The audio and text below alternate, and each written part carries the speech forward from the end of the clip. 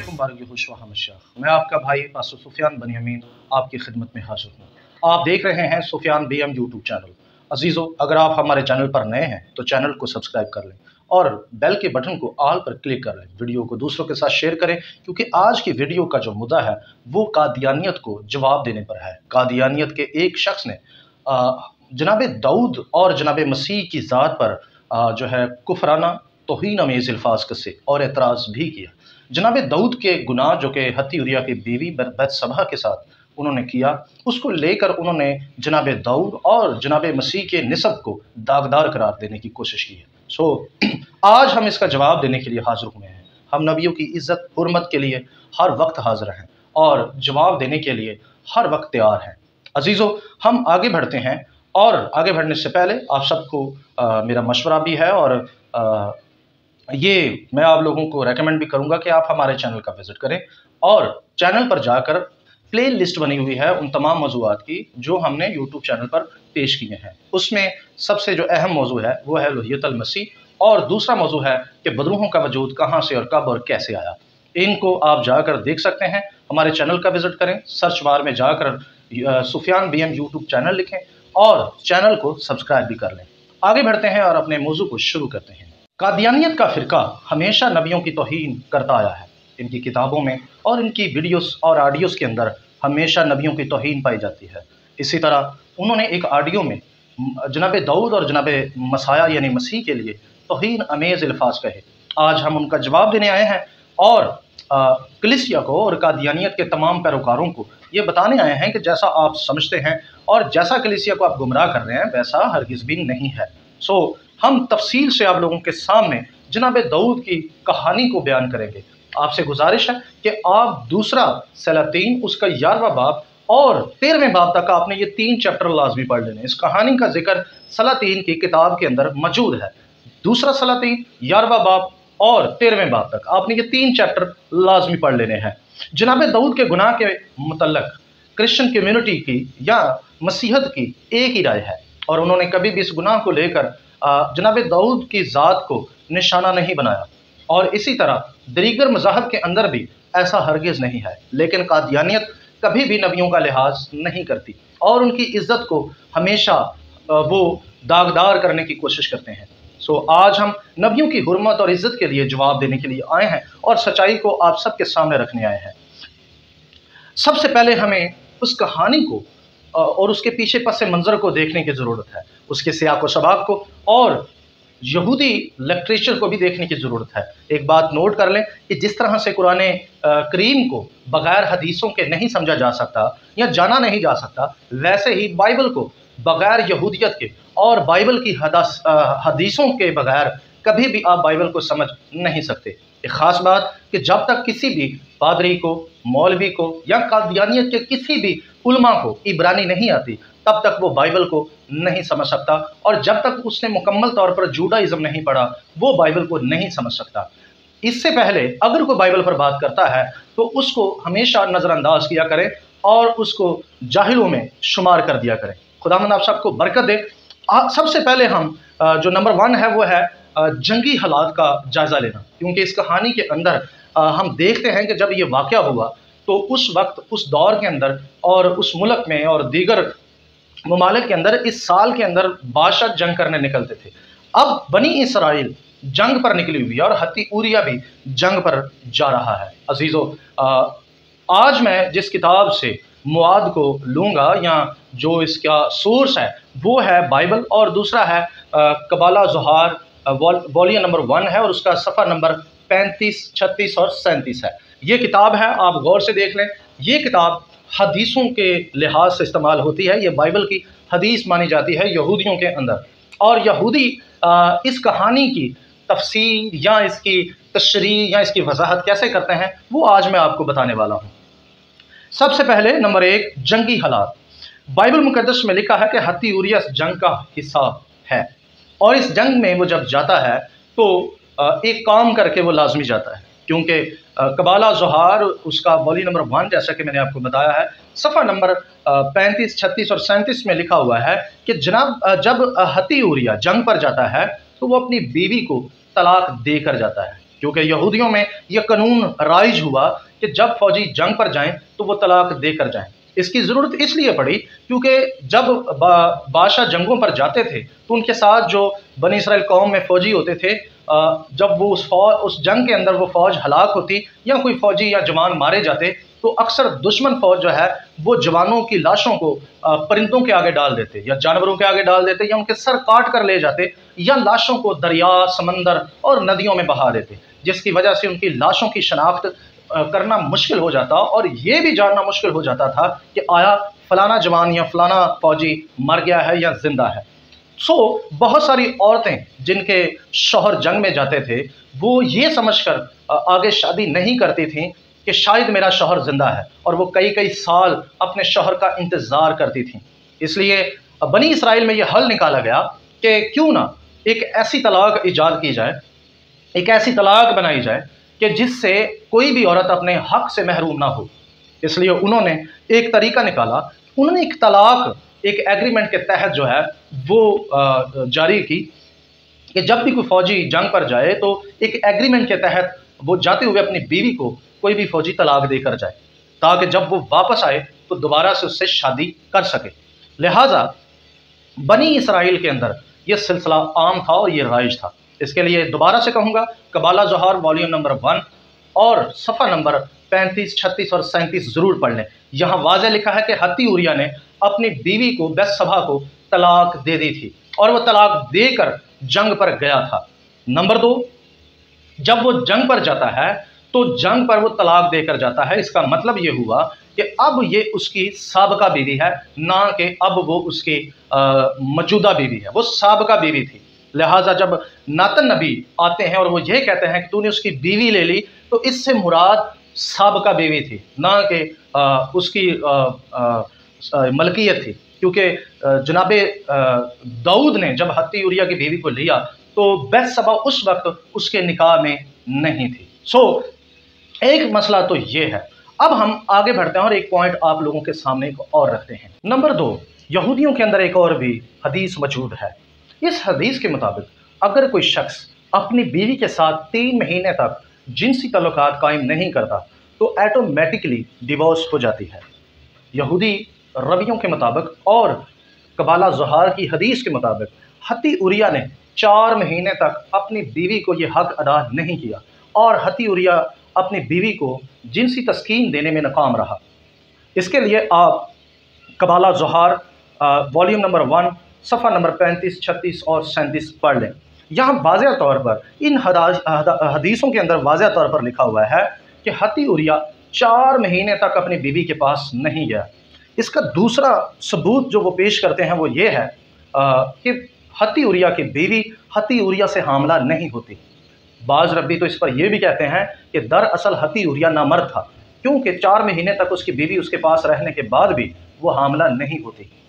इसकी तीसरी वजह वो ये बताते हैं कि हत्ती उरिया को जब दाऊद बुलाता है तो असूल के मुताबिक उसको अपने घर जाना चाहिए था, क्योंकि फ़ौजी जब जंग से वापस आते थे तो वो अपनी बीवी के पास जाते थे और उससे दोबारा अहद करके उसको अपनी मलकियत बनाते थे और उससे मुबाशरत करते थे। लेकिन हत्ती उरिया ने ऐसा नहीं किया। जनाब दाऊद ने कहा भी कि जा तो अपने घर और वहाँ खा पी और अपनी बीवी के साथ मुबाशरत कर, लेकिन वो नहीं जाता।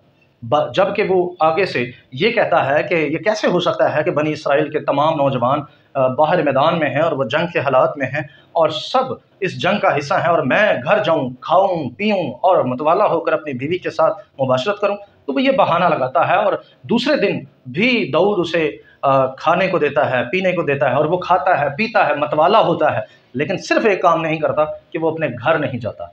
इसका मतलब ये हुआ कि पहली बात जो उसने कही थी कि मैं खाऊंगा नहीं, पीऊंगा नहीं और मतवाला नहीं हूँगा क्योंकि मेरे हम कौम जो हैं वो सारे मुसीबत में हैं, जबकि यहाँ दाऊद के महल में वो खाता भी है, पीता भी है और मतवाला भी होता है और सिर्फ एक काम नहीं करता कि वो अपने घर नहीं जाता। रबियों का यहाँ पर यह कहना है कि हत्ती उरिया यहाँ से साबित होता है कि वो औरत से दूर रहता है, औरत के पास नहीं जाता, जिससे साबित होता है कि उसे कोई मर्दाना प्रॉब्लम थी जिसकी वजह से वो अपनी बीवी के पास नहीं जाता।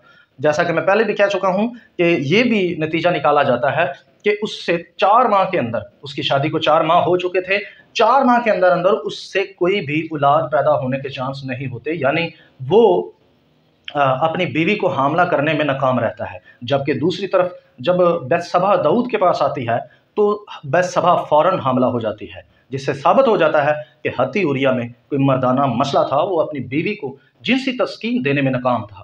یہ یہودی روایت ہے کہ اگر کوئی مرد جنسی تسکین دینے میں ناکام ہو یا اپنی بیوی کے ساتھ جنسی تعلقات اس کی مرضی کے خلاف جو ہے اس کے ساتھ نہ قائم کیے جائیں تو وہ ایٹومیٹکلی اس کی شرع سے یا اس کے عہد سے نکل جاتی ہے اور وہ اس کا حقدار نہیں رہتا یا وہ اس کی بیوی نہیں رہتی، ایٹومیٹکلی نیچرلی طور پر ڈیورس ہو جاتی ہے۔ سو لہٰذا یہ بھی ایک پرابلم تھی۔ ہم آگے بڑھتے ہیں اور تیسرے پہلو کو بھی دیکھتے ہیں۔ تیسرا مدعا یہ ہے کہ جناب داؤد کو موت کی سزا کیوں نہیں ملی۔ یہ بڑا دلچسپ نکتہ ہے۔ اس پر حدیثیں یہ کہتی ہیں کہ جناب داؤد کو موت کی سزا نہ ملنا اس بات کی شہادت ہے کہ جناب داؤد کا گناہ اس نوعیت کا نہیں ہے جس نوعیت کا زنا کاروں کو اس کی سزا ملتی ہے۔ بے شک جناب داؤد نے یہ زنا کیا تھا، لیکن اس زنا کے گناہ کو یا اس کا ازالہ کرنے کے لیے تو ریت میں کچھ کوٹیشن موجود ہیں۔ داؤد نے فوراً ان کوٹیشنز کو پورا کیا اور خدا نے اس کے گناہ پر ناتن نبی کے وسیلہ سے ملامت کی، اور ناتن نبی آ کر وہاں پر ایک تمثیل پیش کرتے ہیں جس میں وہ کہتے ہیں کہ تو نے حتی اوریا کی بیوی کو کیوں لیا۔ جب وہ یہ کہتا ہے کہ تو نے حتی اوریا کی بیوی کو کیوں لیا تو اصل میں ناتن نبی کا مطلب ہرگز موجودہ بیوی نہیں بلکہ سابقہ بیوی تھا۔ وہ یہ کہنا چاہتا تھا کہ یہ اس کی سابقہ بیوی ہے اور یہ اس کا حق تھا کہ وہ آ کر اس سے دوبارہ شادی کرتا، جبکہ میں پیچھے بتا چکا ہوں کہ اس نے دوبارہ جب وہ واپس آیا تھا، جب داؤد نے اسے بلایا تو وہ اپنے گھر نہیں گیا، جس سے یہ ثابت ہو جاتا ہے کہ وہ عورتوں سے دور رہتا تھا۔ سو لہٰذا یہ ساری چیزیں داؤد کے لیے گنجائش پیدا کر رہی تھیں، اور فوراً داؤد نے وہ عمل کیا جو تورات میں کرنے کے لیے کہا گیا تھا کہ اگر کوئی شخص کسی ایسی عورت سے مباشرت کر لے جس کی نسبت کسی مرد کے ساتھ نہ ہو، یہ یاد رہے کہ بے شک بتشبہ کی نسبت حتی اوریا سے تھی، لیکن وہ پہلے تھی، جب وہ جنگ پر گیا تو اس نے طلاق دے دی اور یہ نسبت ٹوٹ چکی تھی۔ اب حتی اوریا کی بیوی بتشبہ جو تھی وہ بغیر کسی مرد کے نسبت کے تھی، اس کی کسی بھی مرد کے ساتھ نسبت نہیں تھی۔ سو لہٰذا جب داؤد نے حتی اوریا کی بیوی کو یعنی بتشبہ کو لیا تو اس وقت وہ کسی بھی مرد کی شریعت میں نہیں تھی یا کسی کے نکاح میں نہیں تھی۔ ایک حوالہ آپ لوگوں کی نظر کرتا ہوں، خروج کی کتاب اس کا 22 باب آیت نمبر 16 اور 17۔ یہاں لکھا ہے اگر کوئی آدمی کسی کنواری کو جس کی نسبت نہ ہوئی ہو پھسلا کر اس سے مباشرت کرے تو وہ ضرور ہی اسے مہر دے کر اس سے بیاہ کرے، لیکن اگر اس کا باپ ہرگز راضی نہ ہو کہ اس لڑکی کو اسے دے تو وہ کنواریوں کے مہر کے موافق اسے نقدی دے یا اس سے شادی کر لے۔ یہ دو باتیں ہیں۔ اگر اس سے شادی کرتا ہے تو بھی مرد کی بچت ہے، اور اگر اسے مہر مانگا جاتا ہے تو وہ مہر دے کر جو ہے وہ اپنی جان چھڑا سکتا ہے۔ یہ بھی ایک یہاں پر جو ہے وہ مدعا رکھا ہوا ہے۔ اور اگر عورت کہتی ہے کہ نہیں جی مجھ سے شادی کی جائے تو مرد اس سے شادی ہی کرے گا، یعنی یہ عورت پر منحصر ہے۔ عورت کو یہ کہا گیا ہے کہ جیسا وہ ان دو چیزوں میں سے چاہتی ہے وہ کر سکتی ہے۔ اب جناب داؤد کیا کرتے ہیں؟ جناب داؤد جب دیکھتے ہیں کہ اب حتی اوریا کی جو ہے وہ ڈیورس ہو چکی ہے تو اب وہ بتشبہ سے نکاح کر لیتے ہیں، اس سے شادی کر لیتے ہیں کیونکہ وہ حاملہ بھی ہو چکی ہے۔ اس سے جب وہ شادی کر لیتے ہیں تو خدا اس کو سزائے موت نہیں دیتا، وہ سزا نہیں دیتا جو ایک زنا کی ہے۔ اس کا سب سے بڑا جو ریزن یہ ہے کہ بائبل مقدس میں بہت سارے ایسے حوالہ جات ملتے ہیں جس سے یہ ثابت ہوتا ہے کہ زنا کاروں کو موت کی سزا دی گئی، لیکن یہاں پر ویسی سزا امپلیمنٹ نہیں کی گئی، بلکہ یہاں معاملہ کچھ مختلف ہے۔ یہاں سزا کو تعین کرنے کے لیے ساری کنڈیشنز کو دیکھا گیا اور ویسی ہی سزا رکھی گئی جیسی بنتی تھی۔ سو لہٰذا داؤد کو سزا ضرور دی گئی لیکن سزائے موت نہیں، جبکہ داؤد نے خود کہا یہ واجب القتل ہے، جبکہ داؤد کو خود بھی اس چیز کا علم نہیں تھا کہ میری سزا اب کیا بنتی ہے۔ اس کو یہی لگا کہ جیسے یہ گناہ مجھ سے ویسا ہی ہوا ہے جیسے عام لوگ کرتے تھے، لیکن بعد میں جب آپ زبور 94 پڑھتے ہیں آیت نمبر 17 تو وہاں پر داؤد اس بات کا اقرار کرتا ہے، جب اسے علم ہوتا ہے تو وہاں لکھا ہے کہ اگر میرا خدا میری مدد نہ کرتا تو میں عالم خاموشی میں چلا جاتا۔ عالم خاموشی جہاں پر لفظ اردو میں ترجمہ کیا گیا ہے، وہاں عبرانی میں لفظ دوما ہے، اور دوما ایک فرشتہ ہے جو کہ لوگوں کی جان نکالتا ہے یا انہیں عالم رواح میں لے کر جاتا ہے۔ تو اصل میں داؤد نے یہ کہا کہ اگر خدا میری مدد نہ کرتا تو دوما مجھے سزا دیتا، وہ مجھے مار دیتا، وہ مجھے عالم رواح میں لے جاتا۔ یعنی خدا نے اس کو بچایا، خدا نے اس کو موت کی سزا سے بچایا۔ کیوں بچایا؟ کہ اصل میں یہ گناہ اس نوعیت کا نہیں تھا، یا اس نوعیت کا تھا بھی تو داؤد نے توریت کے مطابق عمل کر کے فوراً سے معافی بھی مانگی اور فوراً سے اس نے بتشبہ سے شادی بھی کر لی۔ سو لہٰذا داؤد کو 2 باتوں کی سزا ملی کہ اس نے کسی کی سابقہ بیوی کو لیا، اس نے حتی اوریا کو سازش سے قتل کروایا۔ یاد رہے کہ اس قتل کی نوعیت بھی وہ نہیں جیسی عام قتل کو لیا جاتا ہے، اس کی نوعیت بھی کچھ اور ہے۔ کبھی بھی مجھے وقت ملا تو میں اس قتل پر بھی آپ لوگوں کے سامنے وضاحت پیش کروں گا، لیکن یاد رہے کہ اس قتل کی سزا بھی ویسی نہیں بنتی جیسی دوسرے جو ہے وہ خون کے یا قتل کے کیسز میں ہوتی ہے۔ سو یہاں بھی ایک مدعا جو ہے سامنے آتا ہے اور یہ پتہ چلتا ہے کہ جناب داؤد کی جان یہاں سے بھی بچ جاتی ہے۔ چوتھے نقطے میں ایک اہم اور بات دیکھتے ہیں، کیا جناب مسیح کا نسب زنا کا نتیجہ ہے یا ایک شادی شدہ میاں بیوی سے ان کا نسب ہے؟ سو اس کو دیکھنا بھی بہت ضروری ہے۔ عزیزو، جو قادیانیوں کا اعتراض ہے وہ یہ ہے کہ جناب مسیح کا نسب زنا کا نتیجہ ہے، تو بڑے غور سے آپ 2 سیموئیل 11 باب سے لے کر 13 باب تک اس کہانی کو پڑھیں۔ جو زنا سے پیدا ہونے والا بچہ تھا وہ اسی وقت مر گیا، اور جب جناب سلیمان پیدا ہوتے ہیں بتشبہ سے تو وہ شادی شدہ حالت میں پیدا ہوتے ہیں، یعنی اس وقت بتشبہ جناب داؤد کے نکاح میں تھیں اور وہ ان کی بیوی تھیں، نہ کہ یہ نسب جو ہے زنا سے ریلیٹڈ ہے۔ سو لہٰذا قادیانیوں کا یہ مدعا نہایت ہی گھٹیا اور نہایت ہی گھنونا اور گندا ہے، اور نبیوں کی عزت اور حرمت کو ہمیشہ انہوں نے نشانہ بنایا ہے۔ میں نے قادیانیت کے کچھ ایسے ویڈیوز بھی دیکھے ہیں، آڈیوز بھی سنے ہیں، اور ان کی کتابوں کو بھی دیکھا ہے۔ ان کی کتابوں میں ہمیشہ کتاب مقدس کی نفی، بے حرمتی اور توہین امیز الفاظ ہمیشہ نبیوں کے لیے میں نے دیکھے، سنے اور پڑھے ہیں۔ سو لہٰذا ان کی باتیں بے شک جو ہے وہ نبیوں پر وار کرتی ہیں، لیکن خدا ان کا مقابلہ کرتا ہے، خدا ان کو جواب دیتا ہے۔ میرے جیسے بہت سارے دوست ہیں جو اس کام پر جو ہے وہ لگے ہوئے ہیں، وہ مسلم دوست بھی ہیں اور مسیحی دوست بھی ہیں، اور وہ ان کا منہ بند کرنے کے لیے ہمیشہ اپنی کمر کس کے رکھتے ہیں۔ سو لہٰذا قادیانیت کو میرا مشورہ ہے کہ آپ جب بائبل مقدس کو پڑھتے ہیں تو برائے مہربانی نیند کی حالت میں نہ پڑھا کریں، اور خاص طور پر تب نہ پڑھا کریں جب آپ شراب پیتے ہیں، کیونکہ آپ کی کتابوں سے یہ واضح ہے کہ جناب مرزا قادیانی صاحب جو ہیں وہ شراب نوشی کرتے تھے اور الکوہل پیتے تھے۔ سو لہٰذا مجھے یقین ہے کہ ان کے تمام پیروکار شرابی ہیں، اور وہ شراب پی کر بائبل مقدس کو پڑھتے ہیں اور اس کی الٹی تشریحات کرتے ہیں، اور انہوں نے جوڈائزم بھی نہیں پڑھا۔ میں نے ان کی کتابوں کا مطالعہ جب کیا تو مجھے اندازہ ہوا کہ یہ جوڈائزم سے بے بہرا ہیں اور ان کو جوڈائزم کا بالکل بھی پتہ نہیں، اور خاص طور پر کتاب مقدس کی حدیثوں سے بھی یہ کوسوں دور ہیں، اور ان کو کتاب مقدس کی حدیثوں کا بالکل بھی علم نہیں ہے۔